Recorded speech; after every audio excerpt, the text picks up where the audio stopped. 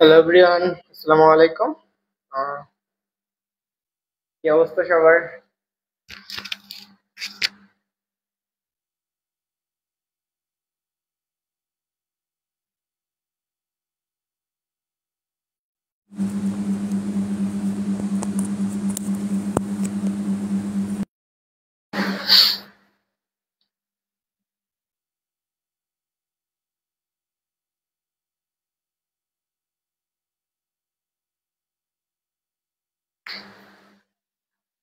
Hello everyone, আসসালামু আলাইকুম সবাইকে। কি অবস্থা সবার? আশা করি সবাই ভালো আছো, সুস্থ আছো।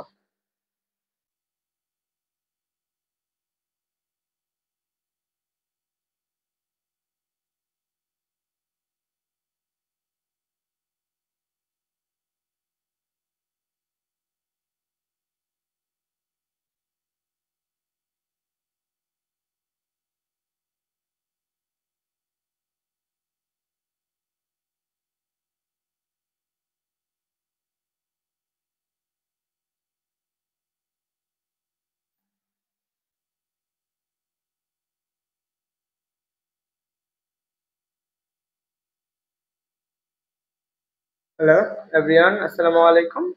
কি অবস্থা সবার? আশা করি সবাই ভালো আছো আর সুস্থ আছো। আজকে হচ্ছে তোমাদের ভর্তি সরি ভর্তি পরীক্ষা ক্লাস নিতে হয়েছে। যে তোমাদের ফ্রি যে লেকচার গুলো নেবে ভাবছিলাম, এফআরবি হচ্ছে আমরা যে ফাইনাল রিভিশন ব্যাচ, এই তোমাদের সেই লেকচার গুলো। And যারা ক্লাসে যুক্ত হয়েছো সবাইকে আবার জানাচ্ছি আসসালামু আলাইকুম। তোমরা যারা একটু যুক্ত হয়েছে একটু দ্রুত কমেন্টে জানিও সবাইকে সবকিছু ঠিক আছে কিনা, তোমরা ক্লিয়ার দেখতে পারতেছো কিনা, ক্লিয়ার শুনতে পারতেছো কিনা। এন্ড সাদিক আল রাহিয়ান, ওয়ালাইকুম আসসালাম ভাইয়া। এন্ড যারা ক্লাসে যুক্ত হয়েছে সবাইকে বলবো তোমরা হচ্ছে একটু কষ্ট করে তোমার যে বন্ধুরা আছে তাদেরকে একটু মেনশন করে দাও। যত বেশি মানুষ থাকবে ক্লাস করতে তত বেশি ভালো লাগবে। আগে একটু কথা বলে নেই, যারা ক্লাসে যুক্ত হয়েছ, আমার ক্লাসটা হচ্ছে তোমাকে একদম ক্লাসের টপিক ওয়াইজ একদম ক্লাসে শিখিয়ে দেওয়া হবে। তুমি জাস্ট ক্লাসে মনোযোগী হবা এবং ক্লাসে যা যা পড়াবো সেগুলো একটু কষ্ট করে খাতায় নোট করবা। And তোমাদের আজকের লেকচার প্রায় হচ্ছে 60টা, টপিক অনুযায়ী স্লাইড হচ্ছে 60টা স্লাইড পড়াবো। তুমি যদি শেষ পর্যন্ত থাকো তোমার হচ্ছে, এটা একটু তোমাদেরকে বলে দেই যে এই চ্যাপ্টারের আজকে হচ্ছে লেকচার নিব, আমরা 3টা লেকচার নিব। লেকচার 1, লেকচার 1 হচ্ছে আজকে, আর হচ্ছে লেকচার 2 কালকে হবে, এন্ড লেকচার 3 হচ্ছে কালকে দিন পরে বলে দেবো। হ্যাঁ, লেকচার 3 এটা আমি বলে দেবো, এটা বলে দেবো। হ্যাঁ, এটা হচ্ছে এই ক্লাসে বলে দেবো। তো তোমরা যারা যুক্ত হয়েছে একটু কমেন্টে জানাও দেখি তোমরা সবকিছু ঠিক দেখতে পারতেছো কিনা এন্ড ক্লিয়ারলি শুনতে পারতেছো কিনা। তো আমি একটু সবার সাথে জানতে চাই, এসএমবি, তানভীর, বাপ্পি। ওকে, সবাই একটু দ্রুত জানিও। আর সবাই তোমার যে বন্ধুরা আছে যারা হচ্ছে এবার কলেজে উঠছে বা 26 ব্যাচ আছে অথবা 27 ব্যাচের শিক্ষার্থী আছে, তাদেরকেও তুমি কি করতে পারো, ক্লাসটাতে জয়েন করতে পারো বা মেনশন করতে পারো। আমি একটু দেখতে চাচ্ছি কে কে ক্লাসে যুক্ত হয়েছ। হচ্ছে সাদিক আল রাহিয়ান বলছো বুট কাপাকাপি করে, বুট কাপাকাপি করে না, ওই নেটে একটু একটু সমস্যা করে মোবাইলে, তো এই জন্য একটু সমস্যা হবে। আশা করি তোমার এটাতে কোনো সমস্যা হবে না। তো তুমি যদি প্রথম থেকে শেষ পর্যন্ত দেখো তাহলে তোমার সবটুকু একদম ক্লিয়ার হয়ে যাবে। ওকে, দেখতে চাচ্ছি কে কে আছে। শুধু যারা ক্লাসে যুক্ত হয়েছে সবাই একটু কষ্ট করে রেসপন্স করো, কারণ হচ্ছে ক্লাসে রেসপন্স না থাকলে ক্লাসটা হচ্ছে তেমন ভালো লাগবে না।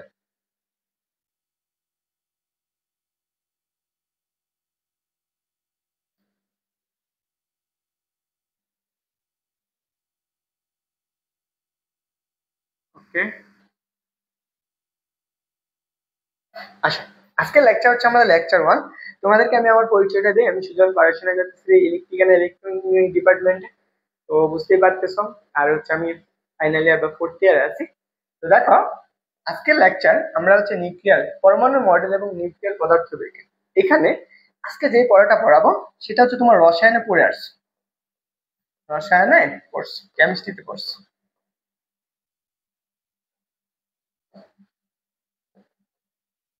রসায়নে পড়ে আসছে।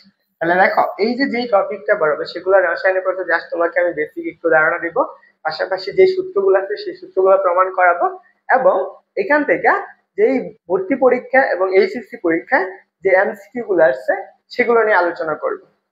আশা করি বুঝছো। তো তোমরা যারা যুক্ত আছো সবাইকে আবারও জানাচ্ছি আসসালামু আলাইকুম, এন্ড সবাইকে আজকের ক্লাসে স্বাগতম জানাচ্ছি। And আমি সুজন তোমাদের সাথে আছি।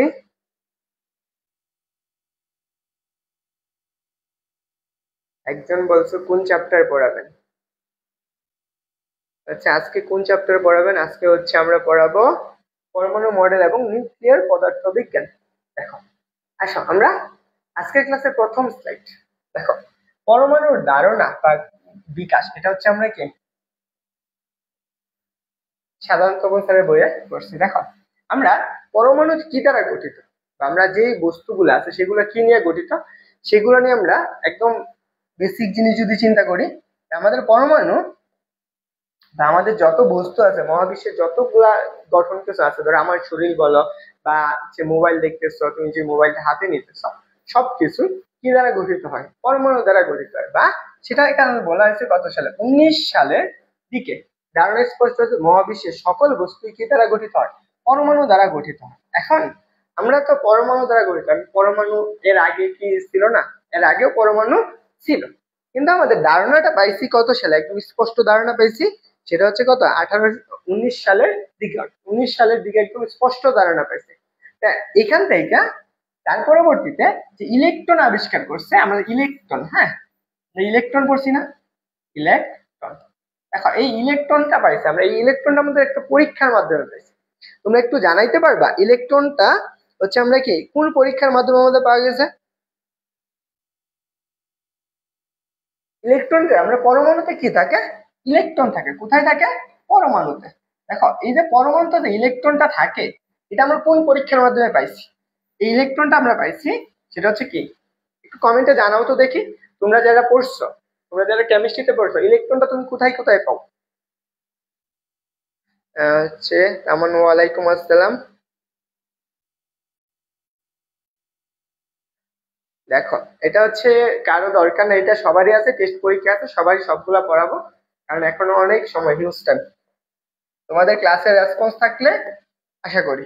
দেখো ইলেকট্রন বা পরমাণু এটা আমরা পাইছি কার পরীক্ষার মাধ্যমে? ক্যাথোড রশ্মি এবং ফটো তড়িৎক্রিয়ার পরীক্ষার মাধ্যমে আমরা ইলেকট্রনটা পাওয়া গেছে যে ক্যাথোড ক্যাথোড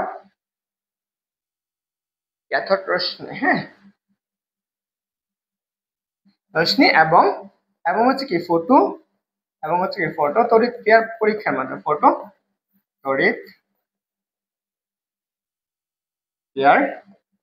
পরীক্ষার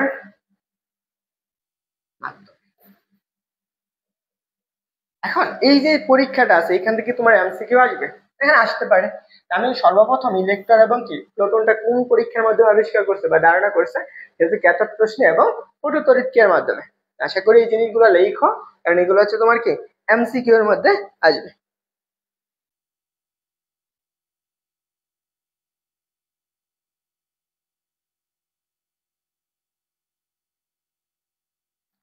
তারপরে দেখো এই যে পরমাণুতে যা আছে, আমরা এই পরমাণু, এখন পরমাণুতে কি কি থাকে? আমার অনেক বিজ্ঞানে ধারণা করেছে পরমাণুতে ইলেকট্রন বা ইলেকট্রনটা ছিল, এই ইলেকট্রনটার আদানটা কেমন ছিল? ইলেকট্রনের আদান ছিল কত বলতো? ঋণাত্মক না? ঋণাত্মক আদান ছিল। এখন এই যে পরমাণুটা তো গঠন হয়েছে, এই পরমাণুতে যেহেতু ঋণাত্মক আদানে ইলেকট্রন ছিল, তাহলে এই ইলেকট্রনটা থাকতে গেলে আমরা তো জানি একটা পজিটিভ আর একটা নেগেটিভ, তখন সবাই ধারণা করছে এই ঋণাত্মক আদানের সমান সমপরিমাণ কি আছে, আবার ধনাত্মক আদান ছিল।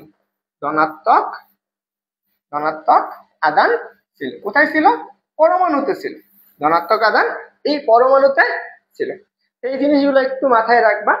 তারপরে এই যে পরমাণু গুলা যা আছে, এই ইলেকট্রন এবং প্রোটন গুলা কিভাবে থাকবে, কি আকৃতি থাকবে, এগুলা নিয়ে অনেক বিজ্ঞানী অনেকগুলা মডেল ধারণা করছে। দেখো যেমন হচ্ছে আমরা কি বিজ্ঞানী থমসন, আমরা কিসমিস মডেল নাম শুনছি? এক একটা বিজ্ঞানী এক এক রকম ধারণা দিছে। প্রথম যে বিজ্ঞানীটা ছিল সে কি করছে, যে পরমাণুতে ইলেকট্রন গুলা থাকবে সেগুলা কিভাবে থাকবে সে ধারণা দিছিল কি কিসমিস মডেল অনুসারে থাকবে। একটু সবাই একটু জানিও যারা ক্লাসে আসো। ওয়ালাইকুম আসসালাম, ওয়ালাইকুম আসসালাম, যারা সালাম দিতেছো সবাইকে আবার জানাচ্ছি ওয়ালাইকুম আসসালাম। কাজ করলো, সবাই সবাই ক্লাসটা শেয়ার করো এবং অবশ্যই কি করবা, ক্লাসগুলো নোট করবা। যারা রেকর্ডের আশা করতেছো ক্লাস রেকর্ড পাবা না, আশা করি এইটুকু ভুলও করো না, কারণ সময়ের কাজ সময় করা সবচেয়ে উত্তম কাজ। তাহলে দেখো, এখন এই যে পরমাণুর মডেল নিয়ে অনেক বিজ্ঞানী অনেক রকম ধারণা দিচ্ছে, তার মধ্যে বিজ্ঞানী থমসন, হ্যাঁ, যে বিজ্ঞানী থমসনটা ছিল, সে কি করছে, একটা ধারণা দিচ্ছে।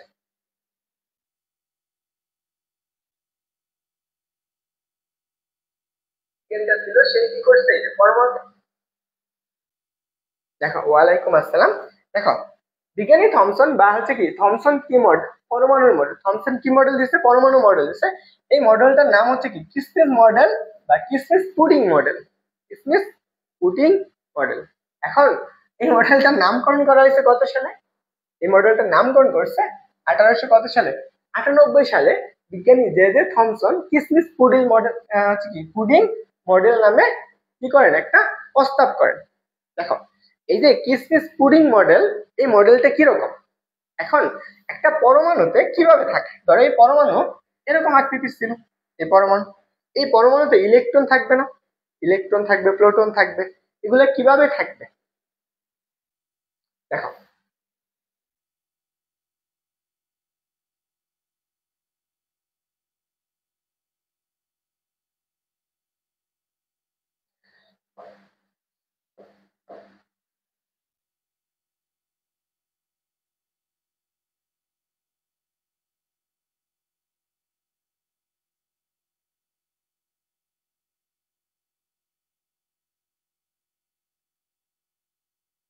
আচ্ছা, তোমরা যারা ক্লাস করতেছো, ক্লাসে হচ্ছে দেখা যাচ্ছে ক্লাস থেকে চলে যাচ্ছে, ক্লাসে একটু রেসপন্স করে, হ্যাঁ। তাহলে দেখো, আমাদের পরমাণুতে ইলেকট্রন গুলো কিভাবে থাকে, এখন এই পরমাণুতে ইলেকট্রন গুলা, এখানে যাবে ধনাত্মক আধান থাকবে, এই ইলেকট্রন গুলা পরমাণুতে ঋণাত্মক ছড়িয়ে ছিটিয়ে থাকে, কিভাবে, এটা যদি আমি ঋণাত্মক আধান চিন্তা করি, এগুলো হচ্ছে আমার ইলেকট্রন, এগুলো হচ্ছে তার ইলেকট্রন। এইটা কিরকম আকৃতি হিসেবে থাকবে, যে পরমাণু আছে না, যে একটা তরমুজ, দেখো না, আমরা যে তরমুজ ভাইরাল হয়েছিল না এর আগে, তরমুজের ভিতরে অনেকগুলো কি বিচি থাকে না, এরকম একদম সম্পূর্ণ লাল অংশের ভিতরে অনেক বিচি থাকে, এইরকম দেখতে থাকে। এই যে এইগুলা আমার কি সবগুলা আছে কি আমার ইলেকট্রন, এগুলো হচ্ছে কি আমার ইলেকট্রন। তাই এই মডেলটাকে আমরা কি বলা হয়েছে, কিসমিস মডেল বা কিসমিসের মতো কি থাকে, সাজানো থাকে।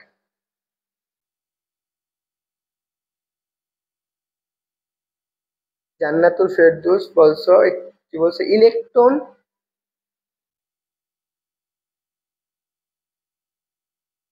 তোমার কথাটা আমি বুঝি নাই, যে জান্নাতুল ফেরদৌস, তুমি একটু বাংলায় লেখো, হ্যাঁ।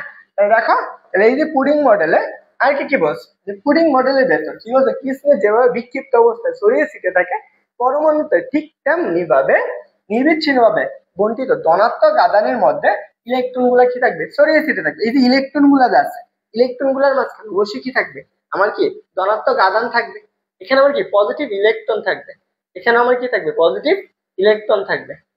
এই যে পজিটিভ ইলেকট্রন গুলো আছে, এগুলা ছড়িয়ে ছিটিয়ে এর মাঝখানে কি থাকতেছে, আমার ইলেকট্রন থাকতেছে, বুঝতে পারছো, এর মাঝখানে ইলেকট্রন থাকবে। এটাই আমার কি করছে বিজ্ঞানী, কি থমসন যে পরমাণুর যে পুডিং মডেলটা আছে সেটুকু দিয়েছে। আশা করি বুঝছো। এগুলো যদি চাও লেখো, কারণ এগুলো হচ্ছে তোমার প্রশ্ন আসবে না, তবে এমসিকিউ আসতে পারে। আচ্ছা, তোমার ক্লাসে কে কে আছে একটু জানাও তো দেখি, ক্লাসে 5 জন আছে, গ্রুপে যুক্ত হয়েছে কতজন?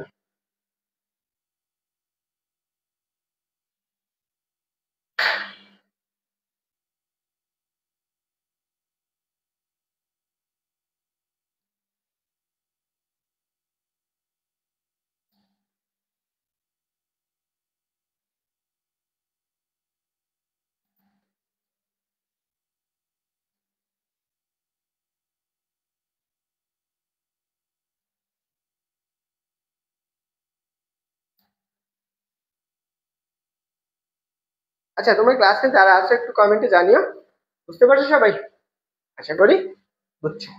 তারপরে দেখো, আমাদের অনেকগুলো পরীক্ষা আছে, আলফা পরীক্ষা। এই পরীক্ষাগুলো তোমরা কেমিস্ট্রিতে পড়ছো, হ্যাঁ। আমি এই পরমাণু যে আলফা পরীক্ষা কে করছে বলো তো, যে আলফা কণার যে পরীক্ষাটা, পরমাণুতে যে আলফা কণা,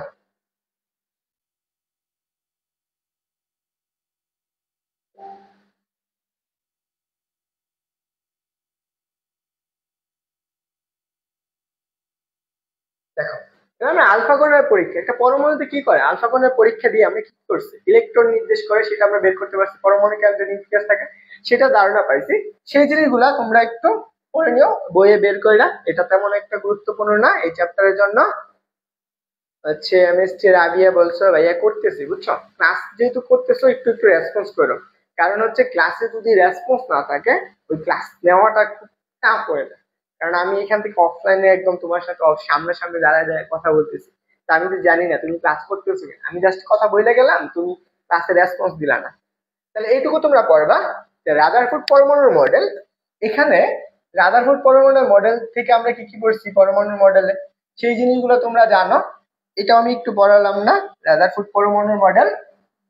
আচ্ছা, তোমাদেরকে আমি একটা প্রশ্ন করি, দেখি তোমরা একটু কমেন্টে জানাবা, যে এই যে পরমাণুর মডেলে আলফা কণা যে করছে, আলফা কণার যে পরীক্ষাটা করছে, সেইখানে যে একটা সোনার পাত নেওয়া হয়েছে, সেই সোনার পাতের সংকেতটা কি ছিল বলো তো, তোমরা একটু কমেন্টে জানাও দেখি, দেখে সবাই যারা যুক্ত আছো, যে আলফা কণার যে পরীক্ষাটা করা হয়েছিল সেখানে যে সোনার পাতটা নেওয়া হয়েছিল, সেই সোনার পাতের সংকেতটা কি, বুঝতে পারছো, যে সোনার পাতের যে পর্দাটা নেওয়া হয়েছিল সেই সংকেতটা একটু কমেন্টে জানাও তো দেখি, সবাই একটু দ্রুত কমেন্টে জানিও, হ্যাঁ।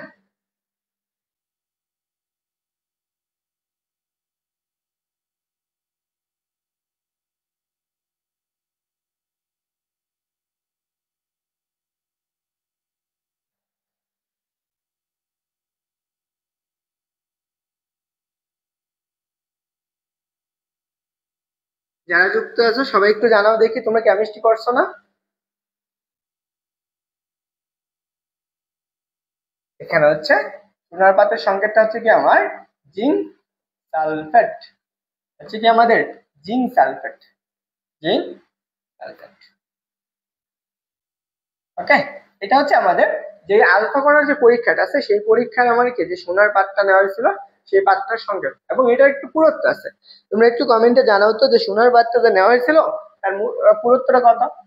যেখানে আলফা কণাটা আছে এই পরীক্ষার ক্ষেত্রে আমি এখান থেকে যে জিনিসটা লাগবে, যে পর্দাটা ছিল, সে পর্দার পর্দার সংকেত, হ্যাঁ, সেটা কি ছিল, সেটা ছিল জিঙ্ক সালফেট, জিঙ্ক সালফেট। এবং এই পর্দা যে দূরত্বটা পুরুত্বটা ছিল বা মোটা কতটুকু ছিল, সেই মোটাটা ছিল কত, তোমরা একটু কমেন্টে জানিও তো, যে আলফা কণার যে পুরুত্ব ছিল সেখানে মোটা ছিল বা পুরুত্ব ছিল 6 × কত 10⁻⁶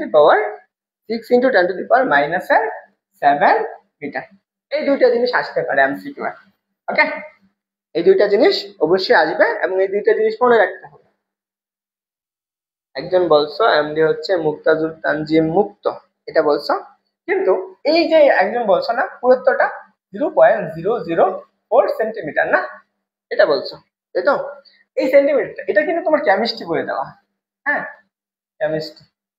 আর আমরা এই যে এটা আছে এটা হচ্ছে আমার কি ফিজিক্সে দেওয়া, এই ফিজিক্সের ক্ষেত্রে ফিজিক্সে এটা সাধারণত প্রচার বই দেওয়া, তো অবশ্যই মনে রাখবা এই জিনিসটা দেওয়ার চেষ্টা করবে সবাই, হ্যাঁ।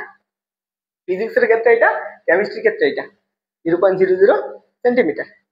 আচ্ছা দেখে তিনটা জিরো হবে, 0.00 সেন্টিমিটার, কেমিস্ট্রির ক্ষেত্রে এটা দিবা, আর হচ্ছে ফিজিক্সের ক্ষেত্রে এই মানটা মনে রাখবা।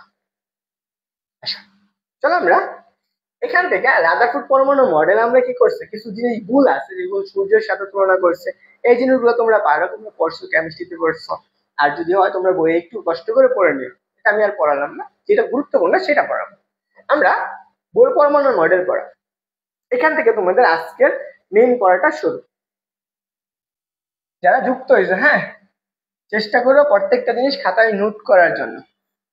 দেখো, তোমরা একটু কমেন্টে জানাতে পারো যে হচ্ছে যে রাদারফোর্ড পরমাণুর মডেলের আমাদেরকে সীমাবদ্ধতার উপর ভিত্তি করে তো বোর পরমাণুর মডেল দিয়েছিল, আর কিসের উপর ভিত্তি করে বোর পরমাণুর মডেলটা দেওয়া হয়েছিল, একটু কমেন্টে জানাও তো দেখি, সবাই একটু দ্রুত কমেন্টে বলবা যে রাদারফোর্ড পরমাণুর মডেলের যে সীমাবদ্ধতা সেইটার উপর ভিত্তি করে বোর পরমাণুর মডেল তো দিছিল, আর কিসের উপর ভিত্তি করে আমার কি বোর পরমাণুর মডেলটা দেওয়া হয়েছে, একটু জানাও তো দেখি।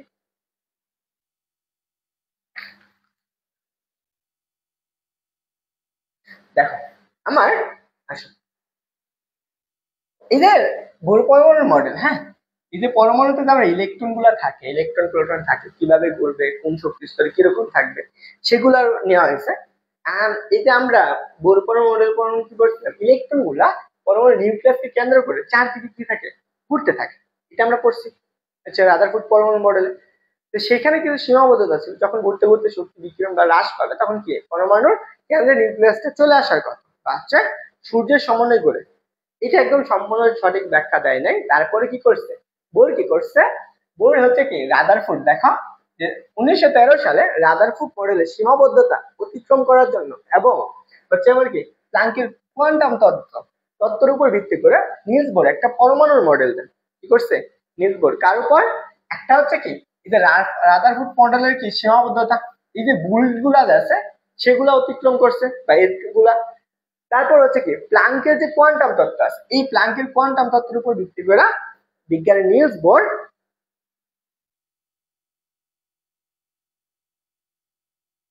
দেখো আমি হচ্ছে তোমাদেরকে আগেই বলি ক্লাসের স্লাইডের থেকে তুমি খাতায় যা যা দেওয়া আছে সাথে সাথে খাতার স্লাইড গুলো সাথে সাথে লিখে ফেলো। এই যে স্লাইড জিনিসটা বুঝছো, স্লাইড, হ্যাঁ, এটা তোমাদেরকে কি পরিমাণ খারাপ কাজ করতেছে তুমি আর জানতেও পারবে না। তুমি যদি এই জিনিসগুলো একবার খাতায় লেখো, তোমার মাথার ভিতরে যে পরিমাণ মনে থাকবে, তুমি এই স্লাইড করে ততটুকু তুমি মনে রাখতে পারবে না। আমার হচ্ছে প্রেফারেবল থাকবে তুমি অবশ্যই অবশ্যই খাতায় নোট করবা প্রত্যেকটা জিনিস। তুমি যে কোনো জিনিস, ম্যাথ, ফিজিক্স, কেমিস্ট্রি, বায়োলজি বা ইংলিশ, বাংলা, যেটাই পড়ো তুমি অবশ্যই খাতায় লিখবা। তোমার এটা তোমার মাথায় রাখাতে বেশি পরিমাণ সুবিধা দিবে। তাহলে দেখো এই যে রাদারফোর্ড পরমাণুর মডেল, তাহলে সে কি করছে প্ল্যাঙ্ক এবং কোয়ান্টাম তত্ত্বের উপর ভিত্তি করে সে কি করছে তিনটা স্বীকার্য দেয়। তিনটা স্বীকার্য মানে কি তিনটা সূত্র দিচ্ছে, মনে করো সে রাদারফোর্ড পরমাণু সে কি করছে তিনটা স্বীকার্য দিচ্ছে। একটা হচ্ছে কৌণিক ভরবেগের স্বীকার্য, আর দুই নম্বরটা হচ্ছে শক্তি স্তর সংক্রান্ত, বা আমরা এটা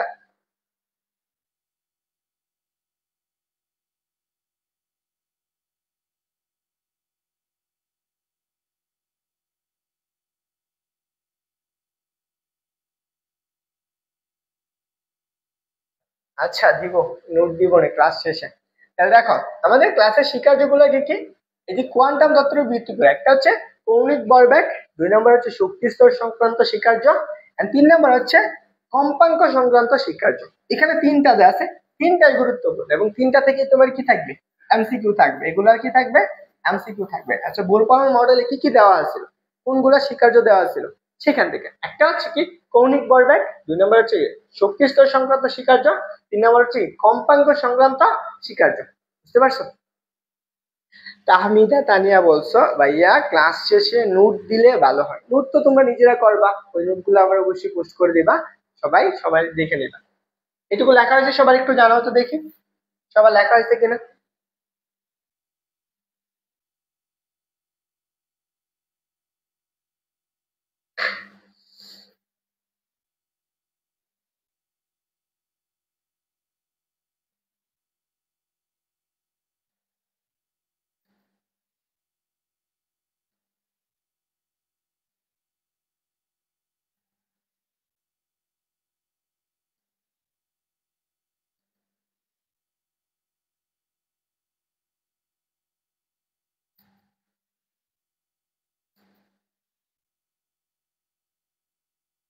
সবাই একটু জানাও যে লেখা হয়েছে কিনা। লেখা হইলে আমরা হচ্ছে পরের স্লাইডে যাব। সবাই একটু দ্রুত করে সাথে সাথে লেখো, কাজে লাগবে, মনে থাকবে।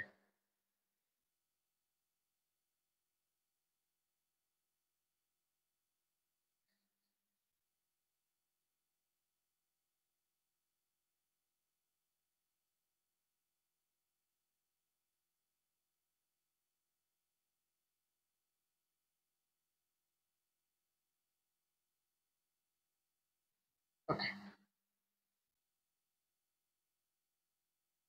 ওকে হয়েছে। চলো আমরা একজন বলছে হয়েছে, বাকিরা আসো।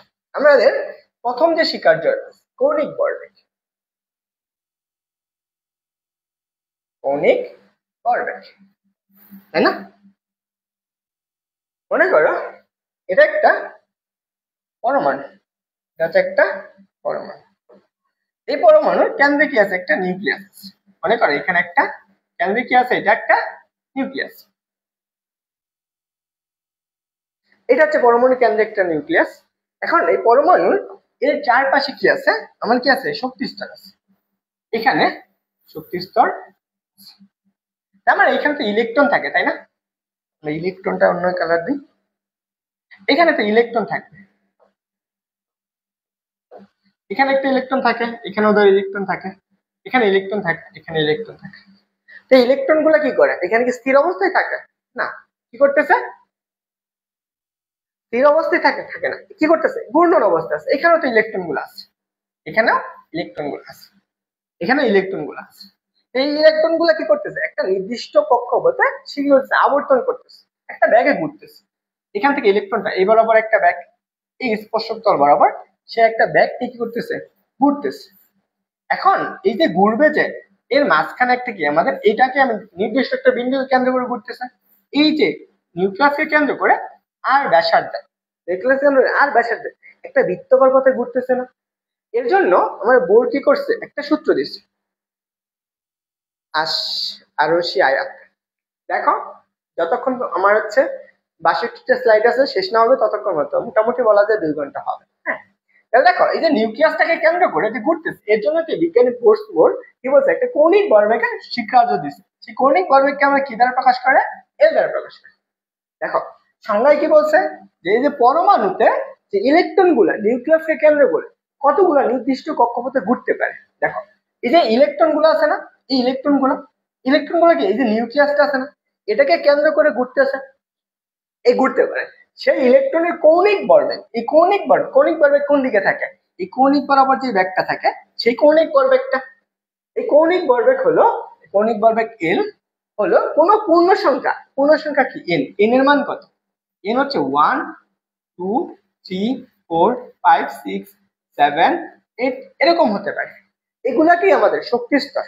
এই পূর্ণ সংখ্যা হচ্ছে কত, এন বাই হচ্ছে কত 2 পায়ের গুণফল, এন এর 2 পায়ের গুণফল। তাহলে আমরা একটু দেখো, আমি কৌণিক ভরবেগ এল ইকুয়াল টু কি বলছে, ওর বলছে কি এন এর পূর্ণ সংখ্যার গুণফল না, তাহলে এন এইচ বাই হচ্ছে কত 2 পাই। তোমরা একটু কমেন্টে বলো তো, এই যে আছে এস থেকে আমরা কি বলে থাকি,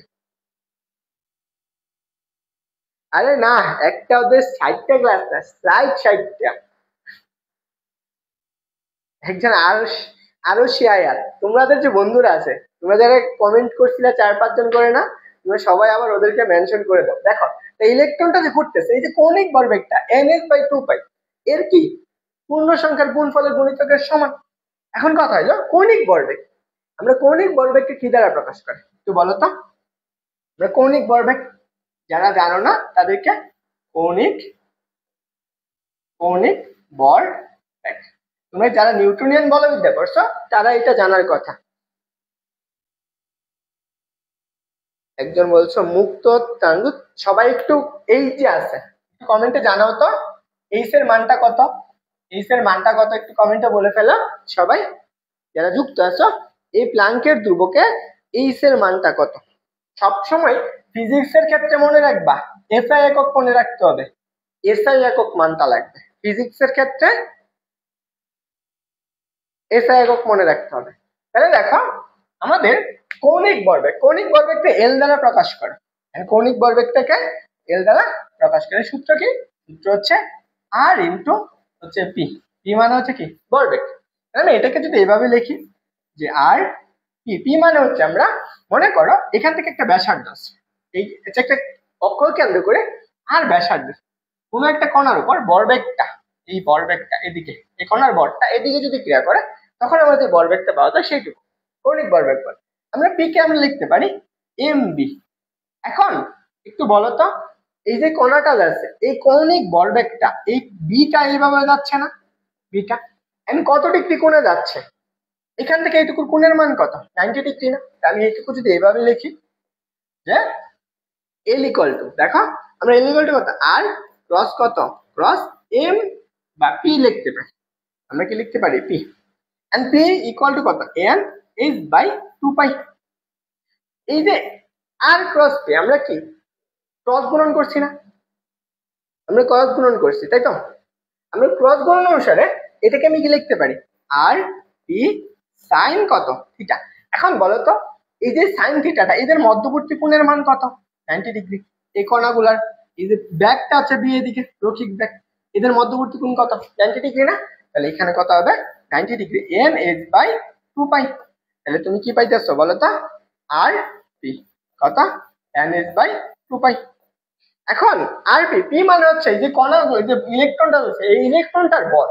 আমরা ইলেকট্রনের ভর পি ইকুয়ালটা আমরা কত লিখতে পারি? এমবি। বি হচ্ছে কি এই যে ইলেকট্রনটা যে বেগে ঘুরতেছে সেই বেগটা, আর এম হচ্ছে কি ইলেকট্রনের ভর। তাহলে আমি এখান থেকে কি লেখা যায়? আমি এখান থেকে কি লিখতে পারি বলতো? আমি এখান থেকে লিখতে পারি না যে এম, এম দেখো আর ইন্টু পির পরিবর্তে এমবি ইকুয়াল টু কত? এন এস ডিভাইডেড বাই কত? 2 পাই। তাহলে আমি এটাকে যদি সুন্দর করে লিখি M V R equal to কত? N S by 2 pi. এটা হচ্ছে আমাদের কি কৌণিক ভরবেগের স্বীকার্য বা সূত্র। সবার মনে থাকবে?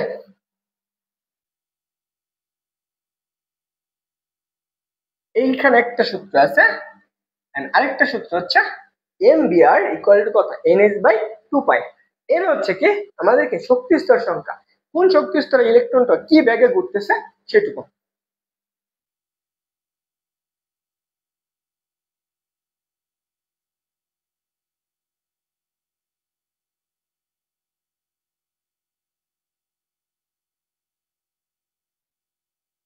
ওকে, সবাই লেখা শেষ হলে একটু বলো। তোমাদেরকে আমি এখন প্রশ্ন দিব, হ্যাঁ? একজন বলছো মুক্তাজ তাহমুন মুক্ত, বলছো কত? 6.626 ইন্টু 10 টু দি পাওয়ার হচ্ছে কত? 34। হ্যাঁ ঠিক আছে, কি হবে একক, কি হবে বলো তো?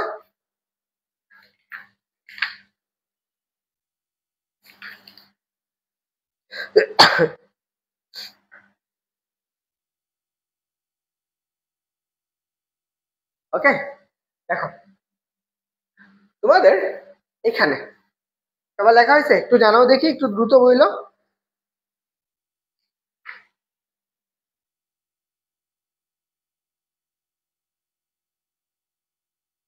সবাই সাথে সাথে লেখবা, মনে থাকবে, জিনিসগুলা ক্লিয়ার হয়ে যাবে।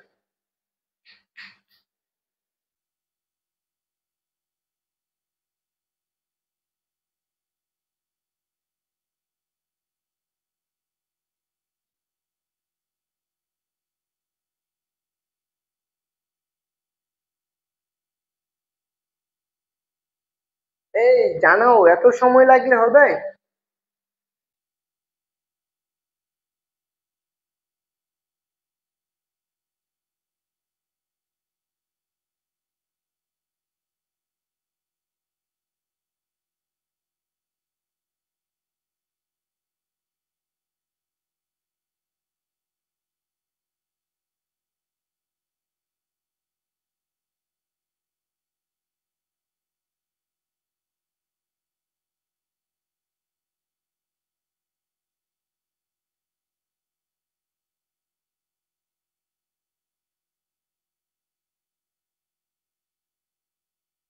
আরে কি ব্যাপার, হয় নাই?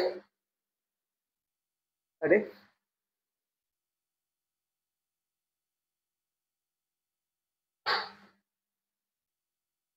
আরে ভাই, রেসপন্স না করলে কেমনে বুঝবো তোমরা ক্লাস করতেছো?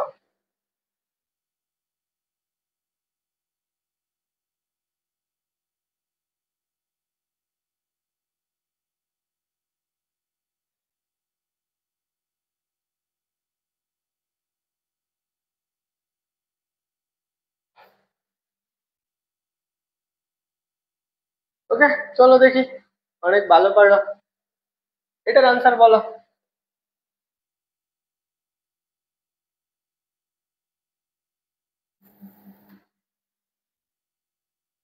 ওকে, সাখাওয়াত ইসলাম ফাহিম, দেখো এই প্রশ্নটা সবাই কমেন্টে জানিয়ে ফেলো, নাম্বার লেখা একটু কষ্ট করে আনসার করে ফেলবা।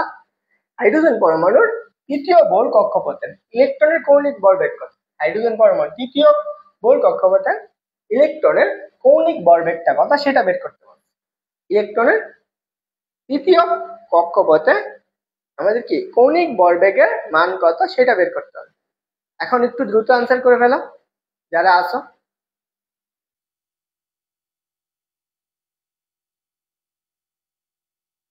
দেখো আমার এল ইকুয়াল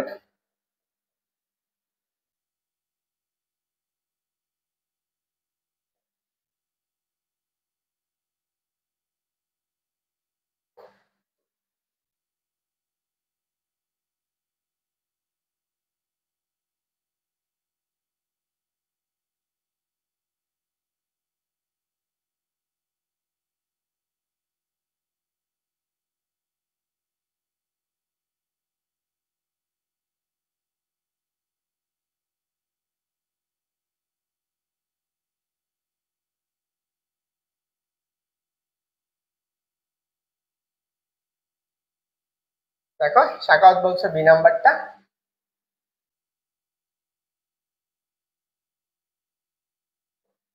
তাহলে আমরা কি তৃতীয় কক্ষপথ বলছে না, কৌণিক ভরবেগ L equal to N H by কত 2 পাই। এন এর মান কত বলছে, এন এর মান বলছে 3, আমরা কত পাবো 3 এইচ বাই 2 পাই। এটা হচ্ছে কি তার কৌণিক ভরবেগ।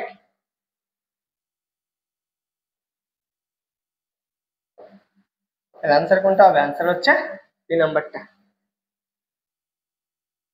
দেখো এটা আবার দিনাজপুর বোর্ডে আসছিল, বলো आंसर কি। দিনাজপুর বোর্ডে আসছিল কত 15 সালে, এবং সিলেট বোর্ডে আসছিল কত 15-তে।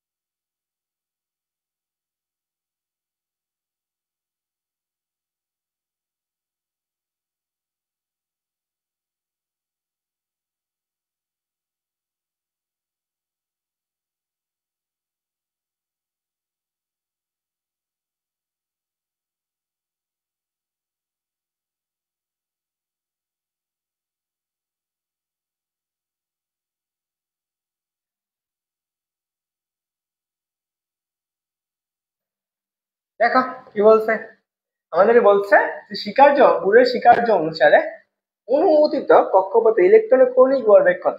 আমাদের অনুমোদিত কৌণিক ভরবেগ এল ইকুয়াল টু কত NS by 2 pi, NS by 2 pi. Answer কোনটা, आंसर হচ্ছে কয় নাম্বারটা। যারা ক্লাস করতেছো রেসপন্স না করলে ক্লাস অফ করে দিব। এটা দেখো, এটা সিলেট বোর্ডে আসছে, সেম প্রশ্ন, সেম টাইপের। এটার কি आंसर বলা লাগবে। এটার आंसर কি বলছে, যে বলছে যে বোরের স্বীকার্য অনুসারে অনুমোদিত কক্ষপথে ইলেকট্রনের কৌণিক ভরবেগ কত হবে। এখানে বলছে L equal to NH by 2 pi, B number বলছে 2H by N 2 pi by NH, L equal to 2N pi by H, L equal to 2H by এত। তাহলে आंसर কোনটা, এখানে আমরা বলে দিছে L equal to কত NH by 2 pi।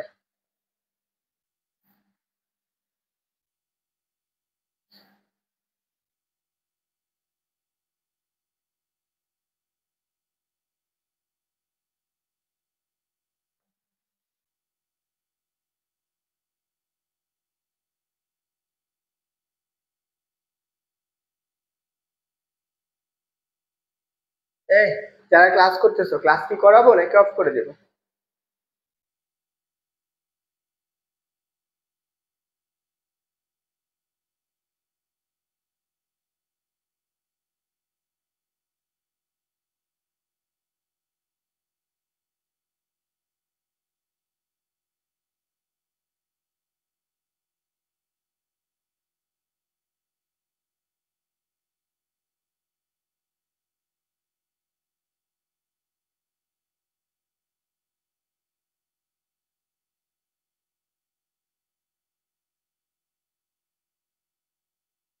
দেখো আমার দ্বিতীয় স্বীকার্য কি বলছে, দ্বিতীয় স্বীকার্য বলছে যে হচ্ছে শক্তি স্তর সংক্রান্ত স্বীকার্য। দেখো ক্লাস হচ্ছে 2-3 জন ক্লাসে আছে, 2-3 জনের ক্লাস কি নেব। দেখো শক্তি স্তর সংক্রান্ত স্বীকার্য কি বলছে, যে পরমাণু ইলেকট্রন সমূহ নির্দিষ্ট শক্তি স্তরে, কি বলছে নির্দিষ্ট নির্দিষ্ট শক্তি স্তরে কতগুলো বৃত্তাকার স্থায়ী কক্ষপথ ইলেকট্রনকে বা নিউক্লিয়াসকে কেন্দ্র করে আবর্তন করে থাকে, নিউক্লিয়াসকে কেন্দ্র করে আবর্তন করে থাকে। এক্ষেত্রে এই কক্ষপথে, হ্যাঁ কক্ষপথে আবর্তনের সময় ইলেকট্রন শক্তি শোষণ বা বিকিরণ কিছুই করে না। এই যে ইলেকট্রনটা আছে নিউক্লিয়াসকে কেন্দ্র করে, এখানে যদি আমার একটা নিউক্লিয়াস থাকে, এই যে এখানে একটা নিউক্লিয়াসকে কেন্দ্র করে সে কি করতেছে অবনত আবর্তন করতেছে, নিউক্লিয়াস কি করতেছে ঘুরতেছে। তাহমিদা তানিয়া, তুমি ক্লাস করো কেন? তুমি তো হচ্ছে ইয়ে পড়ো না, নোয়াখালীতে না পড়ো? তাহলে দেখো এইটুকু আমরা পাইছি। তাহলে এখান থেকে আমি নিউক্লিয়াসে আবর্তন করতেছে এইভাবে। সেম ভাবে যে আমরা ইলেকট্রনকে আমরা কি নিউক্লিয়াসকে কেন্দ্র করে ইলেকট্রন গুলো যে ঘুরতেছে একটা নির্দিষ্ট কক্ষপথে ঘুরতেছে, এই যে কক্ষপথে ইলেকট্রন গুলো ঘুরে, এখানে তো ইলেকট্রন আছে, এখানেও ইলেকট্রন আছে, এখানেও ইলেকট্রন আছে, এখানেও ইলেকট্রন আছে। মনে করো এই ইলেকট্রন গুলা কি করতেছে? আবর্তন করতেছে। এই যে ইলেকট্রন গুলা, এই ইলেকট্রন গুলার কি শক্তির মধ্যে কি করে ঘুরানোর সময় কি শক্তির কোনো পার্থক্য থাকে? শক্তি শোষণও করে না, আবার বিকিরণও করে না। যে শক্তিটা ছিল ঠিক সমপরিমাণ শক্তিটাই থাকে, কি থাকে? যে শক্তিটা ঘুরতেছে ঠিক সমপরিমাণ শক্তি নিয়ে থাকে। এটাই বলছে। এখানে যে শক্তি স্তর গুলো আছে সেগুলোকে আমরা শক্তি স্তর বলে থাকি। এন ইকুয়াল টু, আমরা এটাকে হচ্ছে শক্তি স্তর 1। যদি আমি এটা চিন্তা করি, এটা হচ্ছে n1, আর এটা হচ্ছে আমার কত? n ইকুয়াল টু 2, আর এটা হচ্ছে আমার কত? n equal to 3। তাহলে আমার প্রত্যেকটা জন্য আলাদা আলাদা শক্তি স্তর থাকে, এবং এই প্রত্যেক শক্তি স্তরের ব্যাসার্ধটা কি থাকে? আলাদা থাকে, এবং শক্তিটাও কি থাকে? ইলেকট্রনের শক্তিটাও কি থাকে? আলাদাই থাকে। এইটুকু হচ্ছে আমাদের দ্বিতীয় স্বীকার্যের ক্ষেত্রে। যে দ্বিতীয় স্বীকার্য হচ্ছে শক্তি স্তরের ধারণা, যে ইলেকট্রন গুলো যে আবর্তন করতেছে সেটা একটা নির্দিষ্ট কক্ষপথে, সেই কক্ষপথে ইলেকট্রন গুলা কি ঘুরানোর সময়, আমি এইচএসসি ক্লাস দেখো। ওকে, তাহলে আশা করি এটুকু তোমার ক্লিয়ার হয়েছে। চলো আমরা পরের টপিকটা দেখি। এই যে দ্বিতীয় স্বীকার্য বা কম্পাঙ্ক, দ্বিতীয় স্বীকার্য বা কম্পাঙ্ক।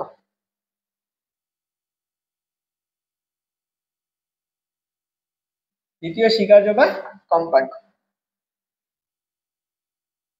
দেখো দ্বিতীয় স্বীকার্য বা কম্পাঙ্ক কি বলা হয়েছে? এখন আমরা তো ইলেকট্রন গুলো জানি যে একটা নির্দিষ্ট কক্ষপথে কি করতেছে? আবর্তন করতেছে, তাই না? আমার ইলেকট্রন গুলা একটা নির্দিষ্ট,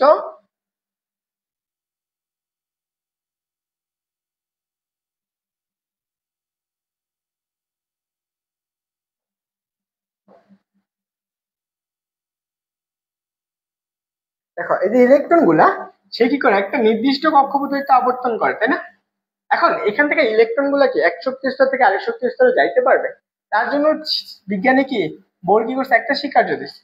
যদি আমার এখান থেকে একটা ইলেকট্রনটা এই উচ্চ শক্তি, ধরো আমি n ইকুয়াল টু 1, এখান থেকে n ইকুয়াল টু, আমার দুইটা শক্তি স্তর আছে, একটা হচ্ছে n1, একটা হচ্ছে n2।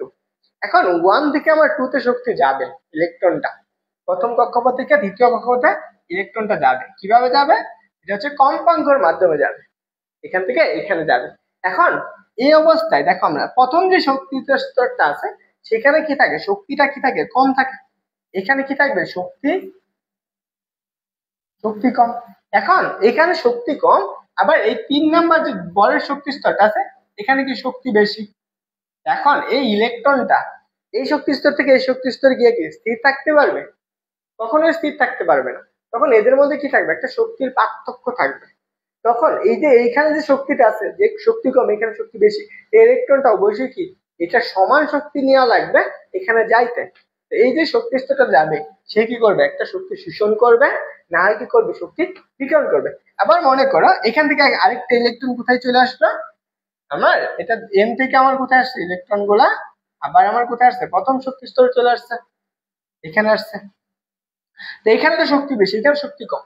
তাহলে আমি দুইটা গেছে, এখানে যখন উচ্চ থেকে নিম্নতে গেছে শক্তিটা কি করছে? বিকিরণ করছে। আবার যখন নিম্ন থেকে শক্তি উচ্চতে গেছে শক্তি কি করছে? শোষণ করছে। এটাই বলছে যে আমাকে বলা হয়েছে কোন ইলেকট্রন যখন একটা স্থায়ী কক্ষপথ থেকে, কোথায়? এক স্থায়ী কক্ষপথ থেকে অন্য স্থায়ী কক্ষপথে যায় তখন এটি কি করে? শক্তি নিঃসরণ বা হচ্ছে কি করে? শোষণ করে। এখন নিঃসরণ কখন করবে? এখন আসো আমরা নিঃসরণ কখন করবে? যখন উচ্চ শক্তি স্তর থেকে নিম্ন শক্তি স্তরে যাবে। উচ্চ শক্তির স্তর হতে নিম্ন শক্তি স্তরে, নিম্ন শক্তির স্তরে। তাহলে দেখো আমাদের এখানে কি করবে? যখন উচ্চ শক্তি স্তর নিম্ন শক্তি স্তরে যায় তখন শক্তি কি করবে? নিঃসরণ করবে। কি করবে? নিঃসরণ। শক্তি কি করতেছে? নিঃসরণ করতেছে। আবার যখন হচ্ছে কি নিম্ন শক্তি স্তর থেকে উচ্চ শক্তি স্তরে যাবে, নিম্ন শক্তি স্তর হতে আমরা কোথায় যাবে, উচ্চ শক্তি স্তরে যাবে। তখন শক্তি কি করবে, শক্তি শোষণ করবে, শক্তি শোষণ করে। এইটুকু হচ্ছে আমার মেন কাজ। এখন এখানে তো আমার শক্তি শোষণ এবং শক্তি বিকিরণ বুঝলাম, তাহলে আমার প্রথম কি বলছে দেখো, এই যে এখান থেকে শক্তি শোষণ এবং বিকিরণটা আমি কেমনে বের করব, শক্তি শোষণ এবং বিকিরণ, প্রত্যেকটা শক্তি স্তরে একটা করে আলাদা করে শক্তি থাকবে না, এই প্রত্যেকটা শক্তি স্তরে কি থাকবে, আলাদা করে একটা শক্তি থাকবে, এই শক্তির একটা কি থাকবে, পার্থক্য থাকবে, সেটা হচ্ছে আমার কি, এদের শক্তির পার্থক্য হচ্ছে কি শক্তি শোষণ বা বিকিরণের পার্থক্য সমান। দেখো নিঃসৃত বা সৃজিত ফোটনের শক্তি স্তরের দুটি শক্তির শক্তির পার্থক্য সমান হয়। এটাতে যদি আমার শক্তি E1 হয়, তাহলে আমি ধরে নিই এটা যে আমার দ্বিতীয় শক্তি স্তর, এটা যে আমার কি E2 হয়, তাহলে এই শক্তি স্তরটা কি হবে, E1। এই যে দুইটার মধ্যে যে পার্থক্যটা আছে E1 এবং E2, এই শক্তি স্তরের পার্থক্যটা হচ্ছে কি আমাদের এই যে এখানে শক্তি কতটুকু বিকিরণ করছে বা কতটুকু শোষণ করছে সেটুকুর সমান। তাহলে আমি এখানে কি লিখতে পারি, হচ্ছে আমরা মিউ ইকুয়াল টু কত, আমরা E1 শক্তির পার্থক্য, শক্তির ডেল ই ইকুয়াল টু কত, E2 মাইনাসের কত E1, আমি উচ্চ শক্তি স্তর মাইনাস নিম্ন শক্তি স্তর।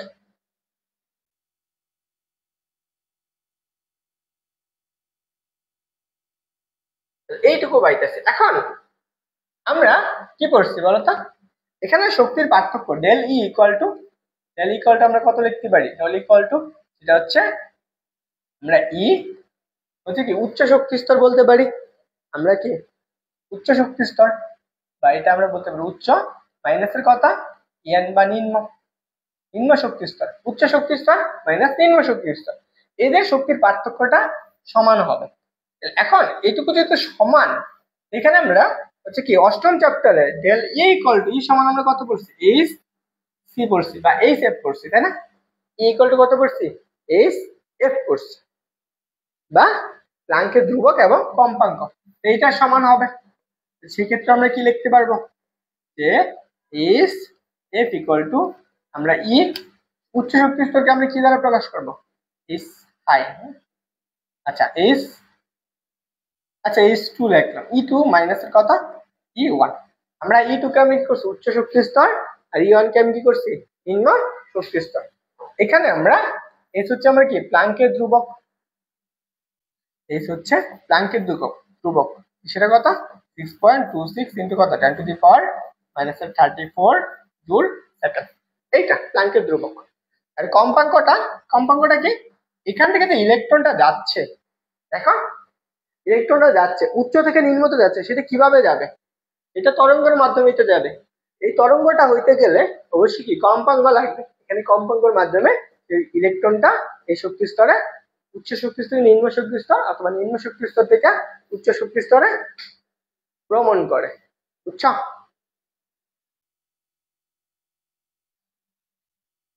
এই জানাও কে কে আসো।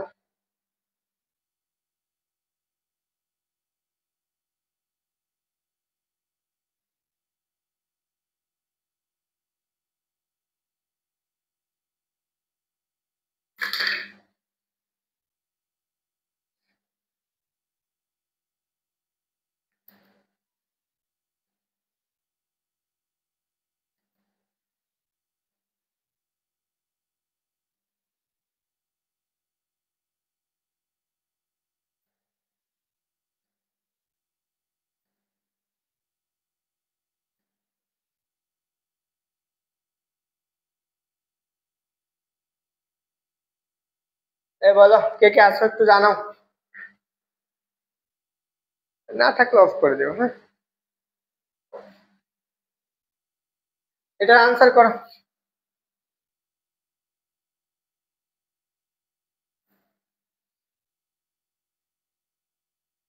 দেখো এই প্রশ্নটা কোথায় আসছে, চট্টগ্রাম বোর্ডে আসছে।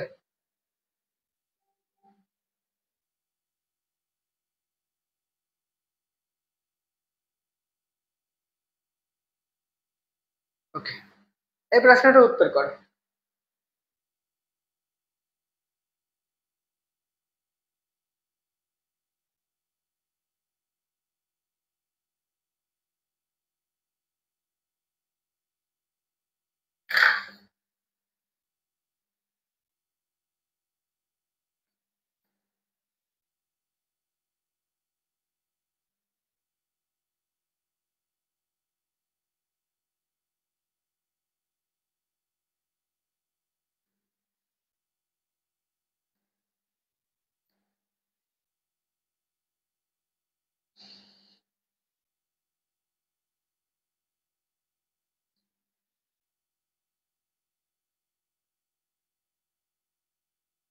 বলো তো কি বলছে দেখো, একটা ইলেকট্রন, দেখো একটা ইলেকট্রন E2 থেকে শক্তি স্তর থেকে আমার কি করছে, E2 শক্তি স্তর থেকে আমার কথা E1 এ নিম্ন শক্তি স্তরে গমন করলে বিকিরণ হলে তরঙ্গ দৈর্ঘ্য দ্বারা যেখান থেকে তরঙ্গ দৈর্ঘ্যটা আছে সেটা কত হবে সেটা বের করতে বলছে, এবং নিচের কোন সমীকরণটির সাহায্যে ব্যাখ্যা করা যায়। আমরা কি পড়ছি বলতো, তরঙ্গ সমীকরণ ডেল ই ইকুয়াল টু, আমরা কি পড়ছি E2 মাইনাসের কত E1, E2 মাইনাস E1 মানে কত, শক্তির যে পার্থক্যটা আছে সেইটুকু, শক্তির পার্থক্যটুকু। এখন আমরা আরেকটা বললাম না সূত্র, সেই সূত্রটা কি ছিল, H F equal two E2 মাইনাসের কত E1, এটাই তো। এখন আমরা আরেকটা সূত্র জানি, আমি সি ইকুয়াল টু কত জানি বলো তো, C equal to F lambda. এই যে দেখো আমার এইখানে যে প্রশ্নটা ছিল, সূত্রটা কি ছিল, আমার ইলেকট্রনটা যখন উচ্চ থেকে নিম্নতে যাবে তখন শক্তি কি করবে, নিঃসরণ করবে না। এখন এই শক্তি যখন নিঃসরণ করতে হবে এখানে একটা কম্পাঙ্ক থাকবে, এই ইলেকট্রনটা এখানে যখন যাবে সেই একটা ব্যাগেই তো যাবে, সেই ব্যাগটা কি ধরো, সেই ব্যাগটা হচ্ছে আলোর বেগে যাচ্ছে, এই এক ব্যাগটা যাচ্ছে আলোর বেগে। একজন বলছো সৈকত বলছো ডি নাম্বারটা, আশা করি তুমি ক্লাসে প্রথম থেকে ছিলা। তাহলে দেখো আমি এফ ইকুয়াল টু কি লিখতে পারি, F equal to C by lambda, আমার বের করতে হবে কোনটা, ল্যামডার মানটা বের করতে হবে। আমি এফ ইকুয়াল টু কি লিখতে পারি, সি বাই ল্যামডা, এটাকে আমরা E2 মাইনাসের কত E1 বাই হচ্ছে, আমরা এস টাইপ আসে গুণাকে ভাগ হয়ে গেছে, বের করতে হবে কার মান, ল্যামডার মানটা। তাহলে আমি এটাকে উল্টাই দেবো, তাহলে আমি ল্যামডা ইকুয়াল টু আমরা কি লিখতে পারি, এটা আর গুণন করো, গুণ করলে এই সি ডিভাইডেড বাই E2 মাইনাসের কত E1, এটা আমার আনসার, বুঝছো, এটা হচ্ছে আনসার। তাহলে আনসার কোনটা হবে, আনসার হচ্ছে এই গ নাম্বারটা। একজন বলছো সৈকত ইসলাম ফাহিম, আশা করি বুঝছো।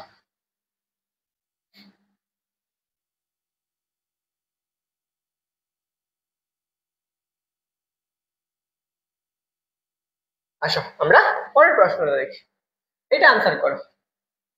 এটা আমার সেম প্রশ্ন আসছে কোথায় বলো তো, আমাকে বলছে যে ইলেকট্রন যখন উচ্চ শক্তি স্তর থেকে নিম্ন শক্তি স্তরে যায় তখন গঠিত বিকিরণ কোনটা হবে, এখানেরটা হবে কোনটা, এটা আমার হচ্ছে মেবি, এটা হচ্ছে মেবি হচ্ছে জাহাঙ্গীরনগর বিশ্ববিদ্যালয় আসছে, বুঝছো, এটা মেবি যেহেতু আসছে জাহাঙ্গীরনগর বিশ্ববিদ্যালয় ভর্তি পরীক্ষা।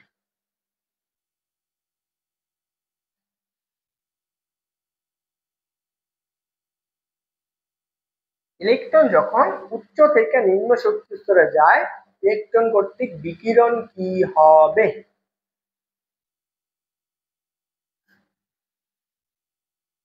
দেখো আমার এইটুকু আসছে তাই না, আমরা শক্তি স্তরের পার্থক্য যেটাই হোক, আমরা হচ্ছে H F equal to E U মাইনাসের কত ইউ, এখানে ইউ দ্বারা কি বুঝাইতেছে, ইউ মানে হচ্ছে আপার, এটা কি আছে আপার এনার্জি, আপার এনার্জি, আপার এনার্জি, আর হচ্ছে ই এল দ্বারা বলেছে লোয়ার এনার্জি, এনার্জি, এনার্জি বানানো হয়েছে।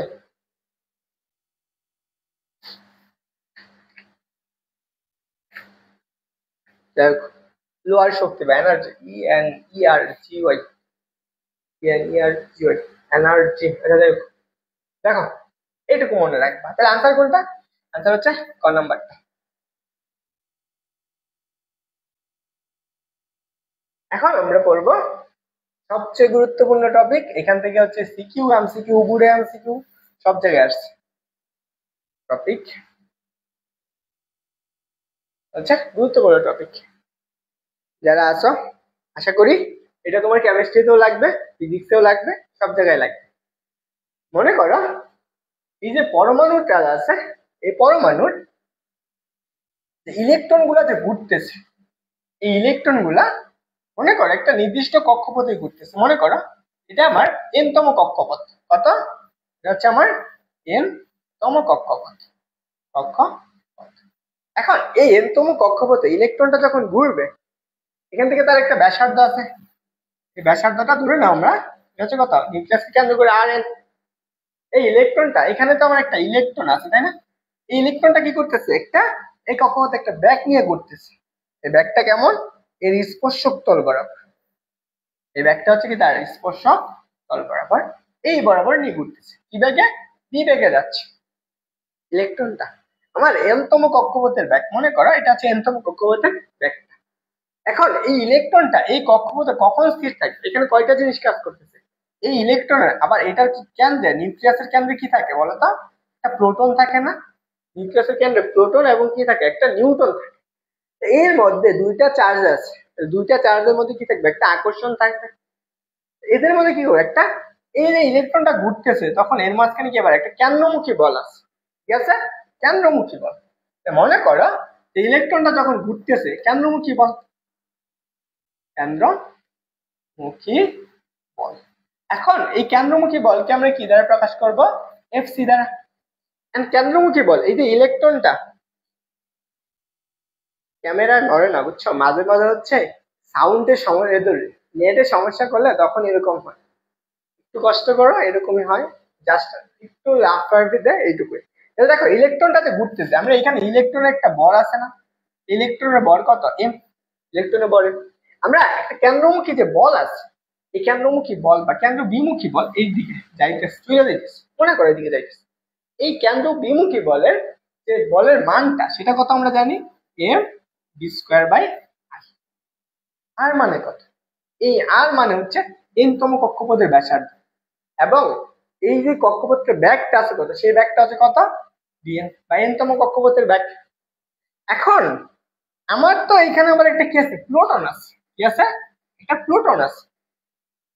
এই প্লুটনটা কি করবে, এখানে একটা ইলেকট্রন আছে না, এই প্লুটনটা আবার ইলেকট্রনকে কি করবে, তারা পরস্পরকে কি আকর্ষণ করবে।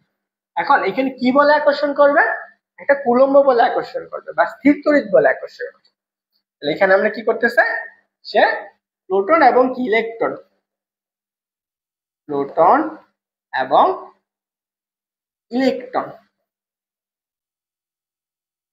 ইলেকট্রন কি বলে আকর্ষণ করে, স্থির তড়িৎ বল, স্থির তড়িৎ বল। এই স্থির তড়িৎ বলটা আমরা ধরে নিই এফ ইলেকট্রিসিটি ইকুয়াল টু কত, আমরা এই যে সূত্র কি পড়ছি স্থির তড়িৎ বলের সূত্র, আমরা স্থির তড়িৎ বল 1/4πε0, যেহেতু আমি শূন্য মাধ্যম করি। এখানে চার্জ কি, প্রোটন এবং ইলেকট্রন দুইটার চার্জই সমান না, এখান থেকে ই ইন্টু কত, ই ডিভাইডেড বাই এইটার থেকে দূরত্ব কত, দূরত্ব হচ্ছে আর এন, উপরে কত স্কয়ার। তাহলে এখানে আমি কি ইলেকট্রনটা কি পাইতেছি, এফ ই ইকুয়াল টু কত, 1/4πε0 square by R N square. তাহলে এটা আমার 2 নম্বর সমীকরণ। আমি এইতে 1 নম্বর গেল, 2 নম্বর সমীকরণ গেল। এখন তোমাকে প্রশ্ন যদি করা হয় যে এখানে যে এই যে অংশটুকু আছে, এখানে যখন ইলেকট্রনটা ঘুরতেছে, মনে করো এখানে আসছে, এখানে আসছে, এই ইলেকট্রনটা এখানে আমরা দুইটা বল কাজ করতেছে না, একটা এদিকে, সেই বলটা কি, ধরে নাও আমাদের এফি বা আমি কেন্দ্রমুখী, আরেকটা মনে করো কেন্দ্র বিমুখী বল, সেটা হচ্ছে আমরা সি। এখন এই ইলেকট্রনটা এই কক্ষপথে কখন স্থির থাকবে, ইলেকট্রনটা কখন স্থির থাকবে বলতো, এখানে স্থির কখন থাকবে, যখন এই যে এফি আমাদের কেন্দ্রমুখী বল এবং কেন্দ্র বিমুখী বল দুইটা কি থাকবে, সমান থাকবে, তখন আমরা কি পাবো, এইখানে ইলেকট্রনটা কি থাকবে, স্থির থাকবে। না হলে তো এটা কি করবে, এই কক্ষপথ থেকে স্থিরে চলে যাবে না। তাহলে তো বুঝতে পারছো। তাহলে এখন আসো, আমরা ব্যাগটা বের করে ফেলবো। তাহলে আমরা এখান থেকে শর্ত মতে, যদি আমার কি ইলেকট্রন এবং প্রোটন কি থাকতে চাই, কক্ষপথে স্থির থাকতে চাই, তাহলে আমি শর্ত মতে কি লিখতে পারি, শর্ত মতে আমরা কি পাই যে F C equal to F E, F C সমান কত পড়ছো, M V N square divided by কত, আর এন। আর এখানে কত পড়ছো, 1/4πε0 কত, আমরা স্কোয়ার ডিভাইডেড বাই কত, divided by R N square. আমার কি বের করতে হবে, আমার এখানে এই ইলেকট্রনটা এই কক্ষপথে কত ব্যাগে ঘুরতেছে, এখানে যে ইলেকট্রন গুলো আছে সেই ব্যাগটা কত, এই বিটা কত সেটা বের করতে হবে, এই ব্যাগটা কত সেই ব্যাগটা বের করতে হবে। আমি তাহলে ব্যাগটা কি করব, আমি এখান থেকে বিটা বের করতে পারি না, তাহলে দেখো এখানে একটা এন কাটা যাবে না, একটা যাবে, আমরা এই এনটাকে ওই পাশে নিয়ে নিব। তাহলে আমি V N square equal to আমরা কত পাইতেছি বলো তো? Square divided by 4 pi epsilon naught. আমাদের কত থাকবে? একটা হচ্ছে এম ইন্টু কত আর এন। এখন আমার লাগবে কার মান? জাস্ট বি এর মানটা লাগবে। আমি যদি জাস্ট বি এর মানটা বের করি, N equal to just root over স্কোয়ারের সেই পাশে রুট হয়ে যাবে, E divided by 4 pi epsilon naught M R N.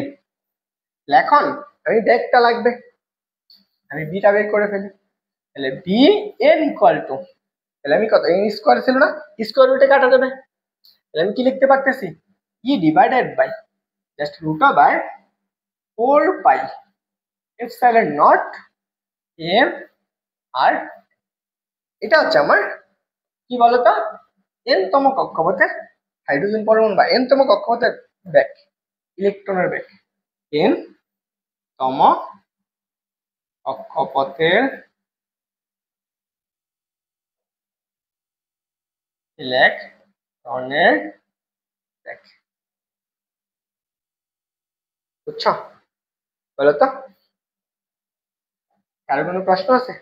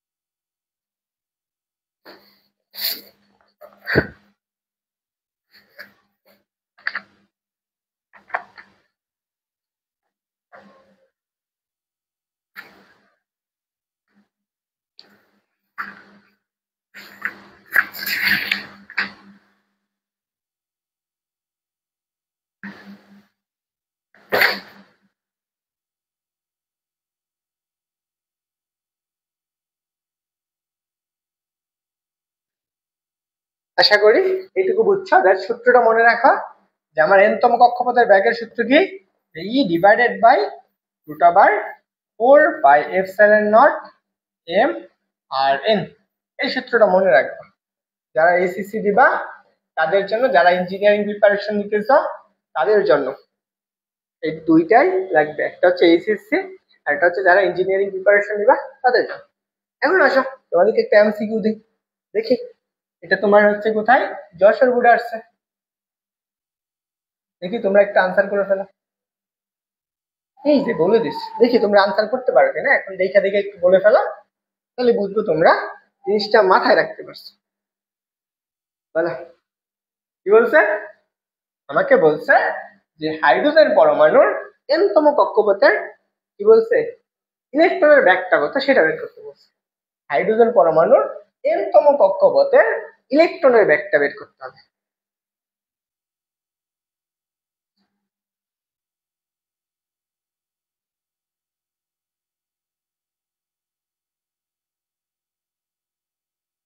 ওকে, হচ্ছে তাহমিদা তানিয়া বলছো যে ব্যাগটা কত।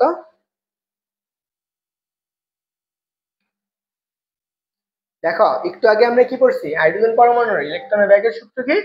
ব্যাগের সূত্র হচ্ছে V N equal to E divided by কত, 4 পাই এপসাইলন নট এম কত আর পাই। এখানে আছে, দেখো তো এখানে আছে না?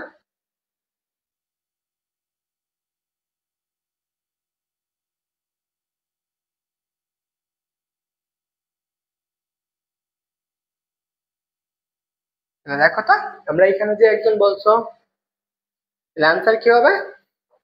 আনসার হচ্ছে হাইড্রোজেন পরমাণুর ব্যাগ, তাহলে V N equal to N তম কক্ষপথে ব্যাসার্ধ বা ব্যাগ হচ্ছে কোনটা, E divided by root over 4 pi epsilon naught M R N. এটা গেল আনসার।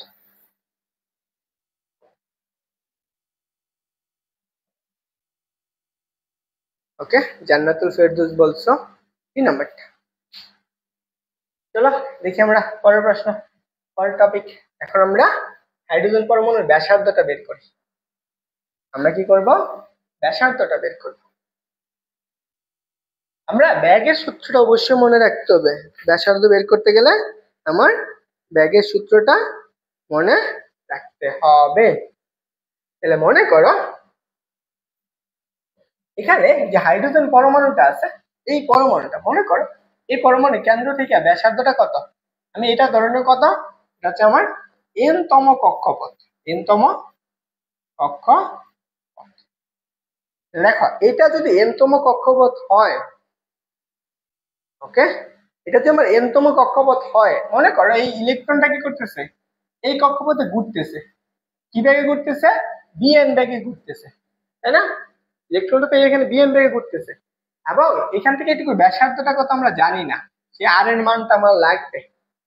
আমার এই ইলেকট্রনও যখন ঘুরে তার মাঝখানে একটা কৌণিক বেগ আছে না, তাই তো? আমরা কৌণিক বেগের সূত্র অনুসারে কি পাইছিলাম বলতো?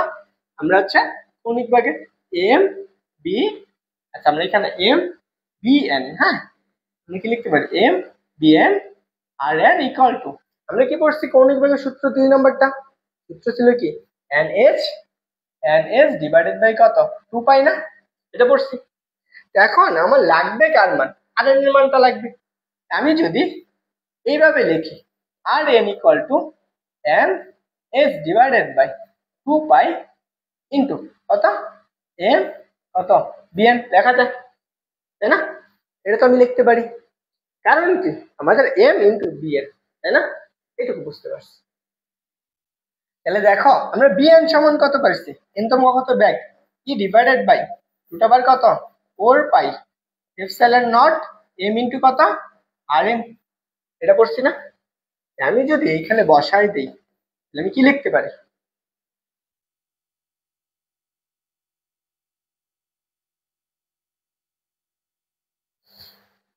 তাহলে বলো তো, আমি এখানে কি আর এন ইকুয়াল টু আমার এই অংশটুকু আছে, তাহলে N S divided by 2 pi into M, এখানে বিএন, বিএন এর মান কত? কি ডিভাইডেড বাই কত? Root over 4 pi epsilon naught M R N. এখন আমি এটাকে উপরে তুলে দেবো, তাই না?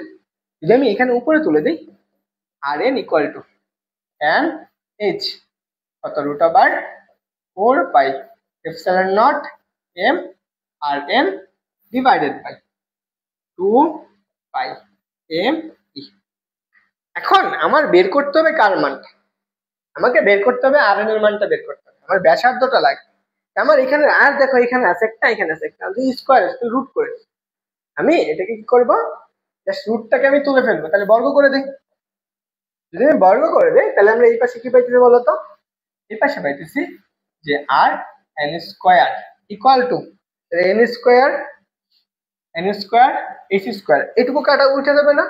এখানে কত পাবো? 4 পাই, কি পাইতেছ? 4 pi epsilon naught M R N. নিচে কত আসবে?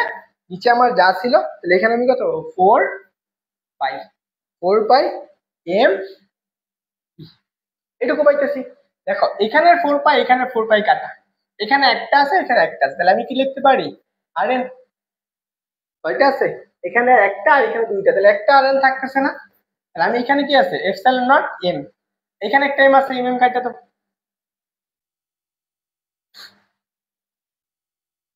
তাহলে এখানে আমার একটা এম স্কোয়ার হবে, মিস গেছে, সরি, এম স্কোয়ার স্কোয়ার, কারণ আমরা কি করছি? এই সম্পূর্ণটাকে স্কোয়ার করছি। তাহলে এখানে যদি আমি একটু কাটাকাটি করি তাহলে আমি কি পাইতেছি? এন স্কোয়ার এস স্কোয়ার, এখানে আর একটা কাটা যাবে না, তাহলে আমি কি থাকবে? এপসাইলন নট তো থাকবেই, এপসাইলন নট। নিচে কত থাকবে? একটা, এখানে একটা এম আছে, এখানে দুইটা, তাহলে একটা এম আর কত স্কোয়ার। এটা হচ্ছে আমার হাইড্রোজেন পরমাণুর এন তম কক্ষপথের ব্যাসার্ধ। কি পাইলাম? এই সূত্রটা মনে রাখতে হবে, হাইড্রোজেন পরমাণুর এন তম কক্ষপথের ব্যাসার্ধ। তাহলে আমরা কি পাইতেছি? R N equal to N square A square কত?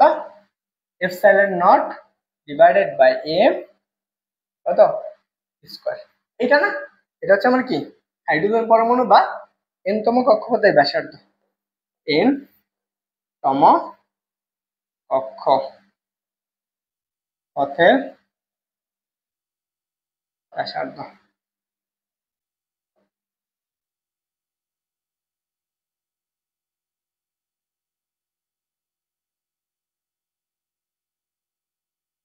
তাহলে বুঝো, তাহলে আমরা এন তম কক্ষপথের ব্যাসার্ধ পাইলাম। হাইড্রোজেন পরমাণুর প্রথম কক্ষপথের ব্যাসার্ধটা, আসো আমরা এটা গেল। মনে করো এটা হাইড্রোজেন পরমাণুর প্রথম কক্ষপথের ব্যাসার্ধটা বের করবে। তাহলে আমি কেমনে বের করবো? সবগুলা এসআই একক দিয়ে বের করবো। তোমাদের কাছে ক্যালকুলেটর আছে? তোমাদের কাছে একটু কমেন্টে বলো তো হাইড্রোজেন পরমাণুর প্রথম কক্ষপথের ব্যাসার্ধ। সেই ক্ষেত্রে এন এর মান 1, এস এর মান 6.262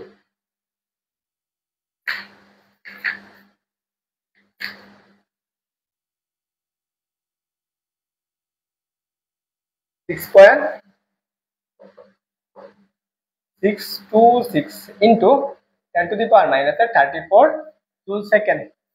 তারপর হচ্ছে ইলেকট্রনের ভর 9.1 ইন্টু 10⁻³ কেজি। আমরা ইলেকট্রনের চার্জ ইকুয়াল টু 1.6 ইন্টু কত 10⁻⁻19 কুলম। তারপর হচ্ছে এপসাইলন নট এর মান কত? এর মান আমরা জানি 8.85 ইন্টু 10⁻⁻এর কত 12। একক কি বলতো? এর একক coulomb square, newton inverse per metre square. এটা না একক। আমরা কি বের করব? হাইড্রোজেন পরমাণুর প্রথম কক্ষপথের ব্যাসার্ধ। প্রথম কক্ষপথের ব্যাসার্ধ। দেখো আমরা R1 equal to N, N এর মান তো 1, এইচ এর মান কত 6.626 ইন্টু কত 34 উপরে কত স্কয়ার ইন্টু দেখো এপসাইলন নট, এপসাইলন নটের মান কত 8.85 ইন্টু 10⁻⁻12। নিচে কত? নিচে হচ্ছে আমার এম ইলেকট্রনের বল 9.1 ইন্টু কত 10⁻⁻31 কেজি ইন্টু আমার কত চার্জ কত 1.6 ইন্টু কত 10⁻⁻19 উপরে কত স্কয়ার। বলো দেখি এইটুকুর ব্যাসার্ধ কতটুকু পাবা? দেখো হাইড্রোজেন পরমাণু ব্যাসার্ধ পাবা 0.53 ইন্টু 10⁻⁻10 মিটার। বা এটা হচ্ছে আমি কি হাইড্রোজেন পরমাণুর প্রথম কক্ষপথের ব্যাসার্ধ।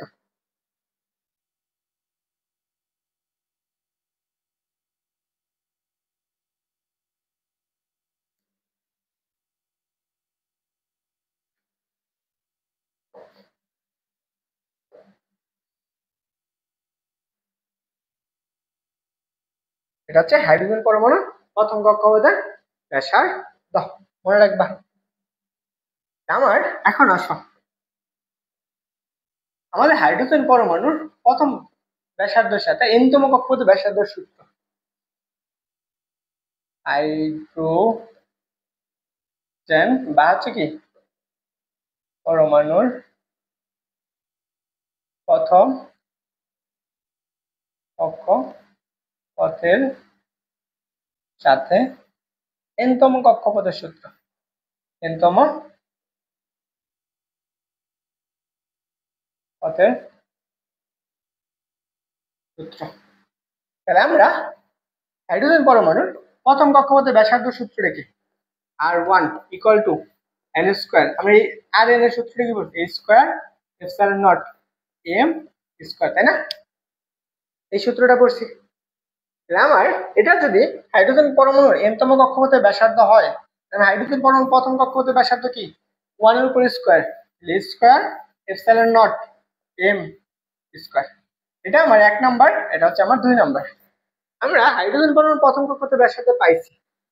আমি যদি ভাগ করে দিই আর এন ডিভাইডেড বাই কত R one equal to N square square epsilon naught divided by M square.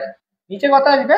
নিচে আসবে কত A square epsilon naught M square. দেখো তো এইটা এটা কাটা, এটা এটা কাটা, এটা কাটা, এটা কাটা, তাহলে থাকতেছে কত?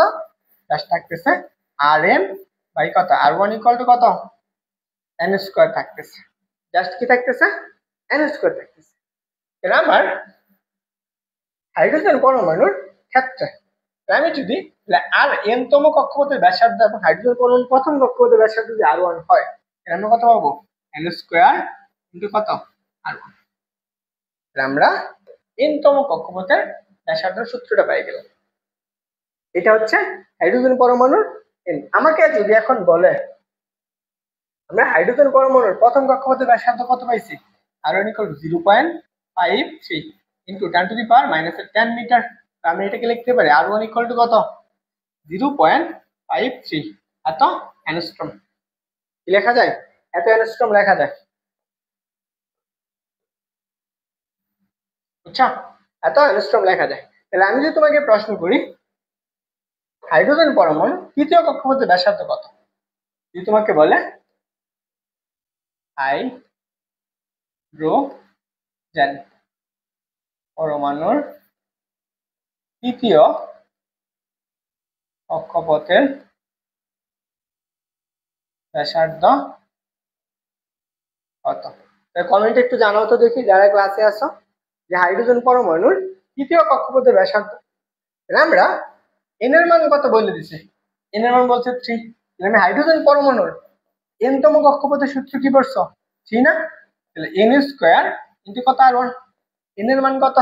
3 স্কোয়ার ইন্টু কত আর ওয়ান এর মান কত 0.53 অ্যাংস্ট্রম না? অ্যাংস্ট্রম। তাহলে কত 9 ইন্টু কত 0.53 এত অ্যাংস্ট্রম। এটা গুণ করলে যা আসবে সেটা আনসার। এটা হচ্ছে কি হাইড্রোজেন পরমাণুর এন তম কক্ষপথের কি ব্যাসার্ধ সূত্র। কি আছে?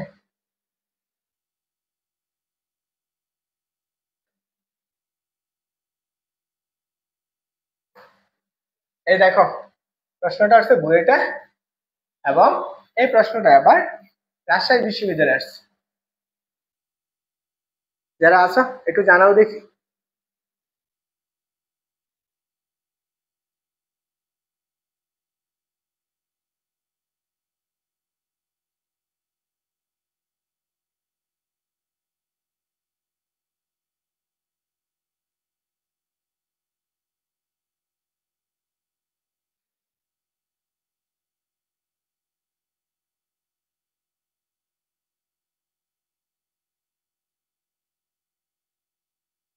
দেখো প্রথম তিনটি বোর পরমাণু মডেলের কক্ষপথের ব্যাসার্ধ কোনটা?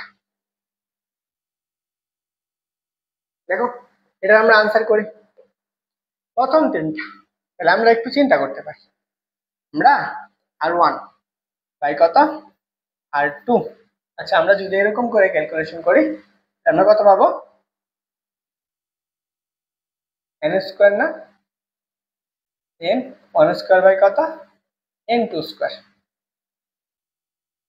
তাহলে আমরা এইটুকু লিখতে পারি আর ওয়ান ইস টু কত আর টু ইস টু কত আর থ্রি। তাহলে দেখো কত লেখা যায়? আমরা এটা যদি এভাবে না করে এভাবে ক্যালকুলেশন করি তাহলে আমাদের 1/4 আর ওয়ান বাই কত আর টু ইকুয়াল টু কত 1/4। আবার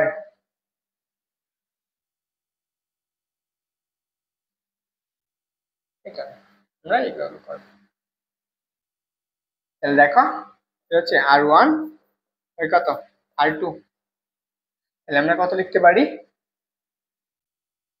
সরি, আমরা যদি আর টু ডিভাইড বাই কত আর থ্রি হয় এন টু স্কোয়ার বাই কত আসবে এন থ্রি স্কোয়ার। কি করতেছি? ডিভাইড করে দিছি। দেখো যখন এরকম থাকে তাহলে আমি তখন কি আর ওয়ান ইস টু কত আর টু ইস টু কত আর থ্রি এটা লেখা যায়। তখন আমরা কি লিখতে পারবো? N one is to 10⁻² mc square. দেখো পরপর কি বলছে, তিনটা, প্রথম তিনটা, তাহলে 1 এর উপর স্কয়ার ইজ 2, 2 এর উপর স্কয়ার ইজ 2, 3 এর উপর স্কয়ার, তাহলে কত আসবে 1 ইজ টু কত 4 ইজ টু 9। তাহলে এটা হচ্ছে তাদের ব্যাসার্ধ R2 R3।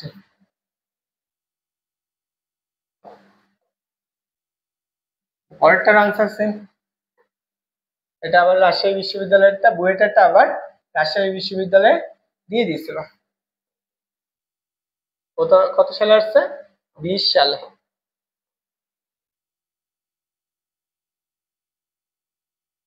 ওকে, এটাই আনসার। থাকো, বেস্ট অফ লাক।